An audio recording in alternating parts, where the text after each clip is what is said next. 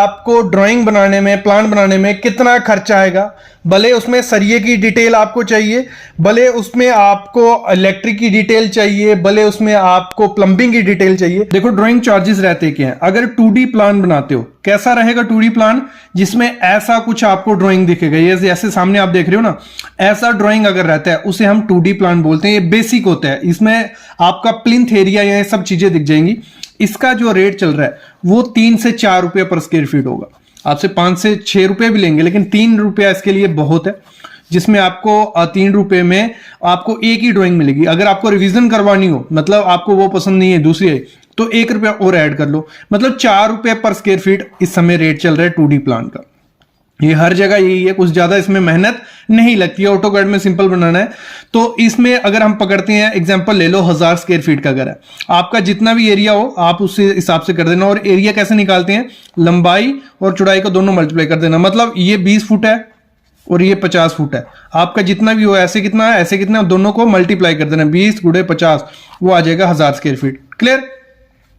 तो हम पकड़ते हैं 2D प्लान का 3 रुपए रेट इस समय चल रहा है। 1000 स्क्वायर फीट का घर है तो 3000 रुपया हमारा उस प्लान को बनाने का खर्चा आएगा। कितना, 3000 रुपया प्लान का, जिसमें आपका इंजीनियर क्या करता है, आपको प्लान बना के देगा और साइड पे आके आपको चूना मार के देगा। तो उसमें 1000 रुपया एक्स्ट्रा पकड़ लीजिए, 1000 रुपया चूना मारने का, तो 4 से 5000 रुपया आपका 2D प्लान का खर्चा जाता है, इससे ज्यादा नहीं जाता है। और मैं कहूंगा सिर्फ 2D प्लान मत बनाओ, आगे मैं बताऊंगा क्या क्या बनाना चाहिए आपको।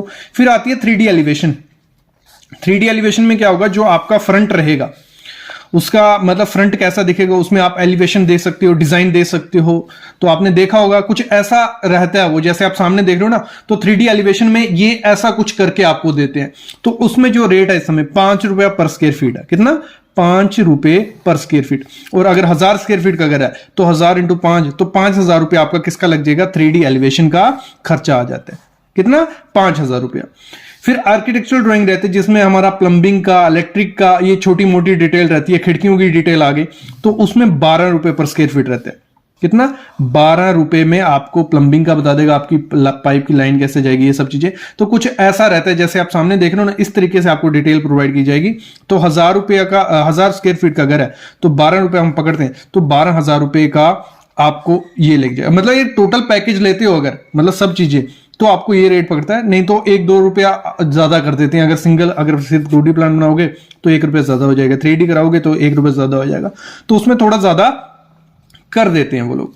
तो स्ट्रक्चरल ड्राइंग ये बहुत इंपॉर्टेंट चीज है और लोग इसको नहीं करवाते हैं। वो भरोसा किस पे करते हैं, वो करते हैं जहां तो कॉन्ट्रैक्टर पे भरोसा कर देंगे, जहां अपने हिसाब से, तो मोस्टली कॉन्ट्रैक्टर पे भरोसा करते हैं। तो भाई नहीं पता होता है यार, कॉन्ट्रैक्टर्स को नहीं आइडिया होता, वो पुराने घर के हिसाब से आपको सरिये प्रोवाइड कर देते हैं ना। मिट्टी देखते हैं, मिट्टी की क्वालिटी कैसी है, कितना डेप्थ जाना है, कौन सा सरिया सूट है, किस हिसाब से बिल्ड स्ट्रक्चर है, तो वो आपको पुराने घर की तरह आपको दे देंगे। तो 8 रुपया पर स्क्वायर फीट लगता है यार उस पर। तो ये तो मस्ट करवाना। ये 2 चीजें जो होती है ना, ये अगर ये नहीं करवाओगे ना तो घर बनाना बर्बाद है वो, क्योंकि उसकी लाइफ खत्म कर रहे हो। अगर बाई चांस 6, 7, 8 का आध केक आ गया ना, तो घर गिरने के चांसेस हो जाते हैं।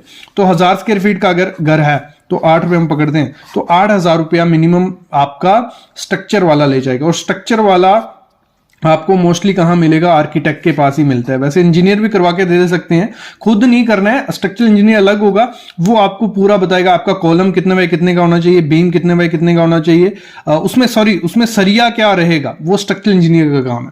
मतलब कॉलम में सरिया, बीम में सरिया, तो स्ट्रक्चर की डिटेल सब कौन देता है, स्ट्रक्चरल इंजीनियर। और 8000 रुपया ले जाएगा अगर 1000 स्क्वायर फीट का घर होगा। फिर हम बात करते हैं वॉक थ्रू आपको करवाना, कि आपका कमरा कैसा दिखेगा, आपका रूम कैसा दिखने वाला है। तो उसके लिए क्या होता है, वो हर रूम के हिसाब से, मतलब आपका अगर 2 रूम है तो आपके 10,000 लग जाएंगे। मतलब एक रूम का लगा लो वॉक थ्रू अगर करवाना, कि बेड कैसा दिख रहा है, अंदर पूरा 3D व्यू दिखेगा आपको, 360 व्यू दिखेगा, तो 5000 रुपये एक रूम का वो ले लेते हैं। तो आप देख लो आपको कितने का रूम का करवाना है या लॉबी का करवाना है, तो उस हिसाब से आप खर्चा दे सकते हो। फिर मोस्ट इंपॉर्टेंट होता है सबमिशन करवाना। सबमिशन ड्राइंग जो रहती है, जैसे म्युनिसिपल में हो गई या दूसरे आपके एरिया में दूसरा होगा, तो म्युनिसिपल में ड्राइंग पास करवानी पड़ती है।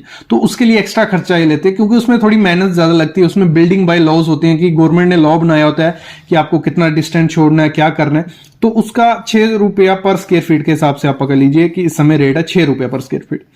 और 1000 स्क्वायर फीट का घर है तो आपको 6,000 रुपया एक्स्ट्रा उसके लिए देना पड़ता है।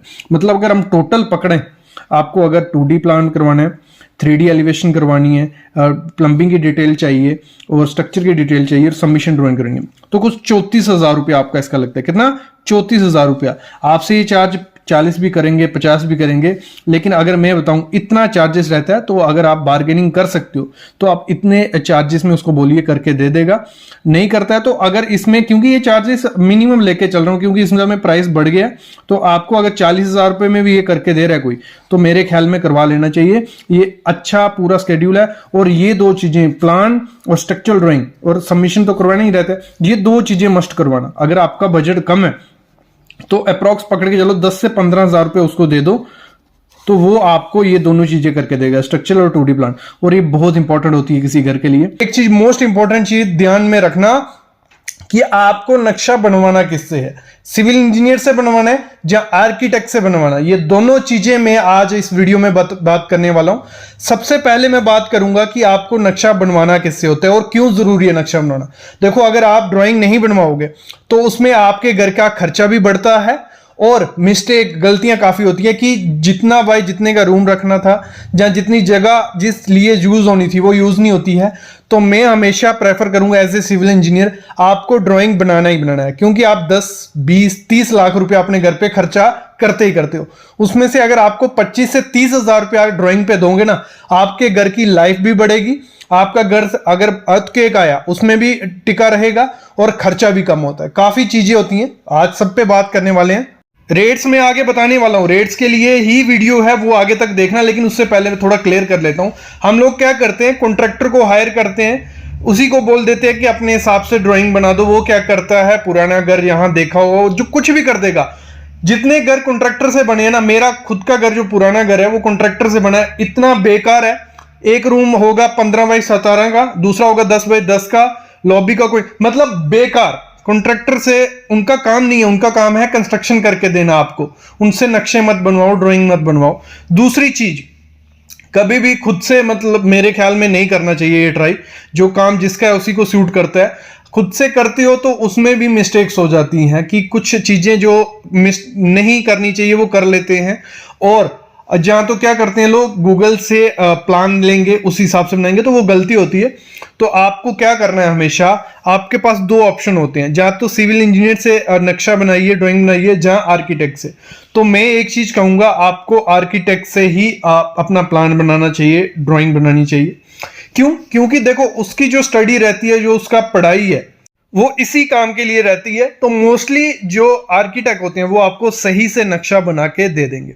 वैसे आप सिविल इंजीनियर को भी चूज कर सकते हो। कुछ इंजीनियर्स होते हैं जैसे उन्होंने डिप्लोमा या डिग्री की, उसके बाद काफ़ी सॉफ्टवेयर सीखते हैं, कुछ इसी डिजाइनिंग फील्ड में आ जाते हैं, तो वो अच्छे हैं, उनसे आप करवा सकते हो। लेकिन कुछ इंजीनियर क्या रहते हैं, ऑटो कैड आ गया प्लान के हिसाब से या पुरानी कंस्ट्रक्शन के हिसाब से, तो वो आपका घर खराब कर सकते हैं। मेरे ख्याल में उतना रिस्क नहीं लेना चाहिए, क्योंकि आप पहचान नहीं पाओगे कौन सा इंजीनियर सही से वर्क कर रहा है, कौन सा नहीं कर रहा है। तो इसलिए आर्किटेक्ट के पास आप जाओगे तो चांसेस होते हैं कि आर्किटेक्ट तो आपका अच्छा बना सकता है।